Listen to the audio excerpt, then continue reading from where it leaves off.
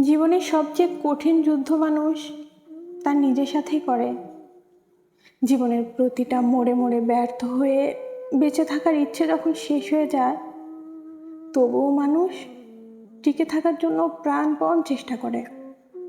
ভালোবাসা, আবেগ, অনুভূতি, মায়া, ভালো থাকাকে বিসর্জন দিয়ে মানুষ তার মনের বিরুদ্ধে গিয়ে নিজেকে কষ্ট দেয়। কত কিছু সহ্য করে যায় মানুষ। সম্পর্কে টানাপোড়েন, হতাশা, ক্লান্তি, অবসাদ, কত শত রোগ নিয়েও মানুষ দিব্যি বেঁচে থাকার জন্য লড়াই করে যায়। আজীবন শুধু দুঃখ কষ্ট ভোগ করে সামান্য একটু সুখের আশায় কত রাত মানুষ নির্ঘুম কাটায়।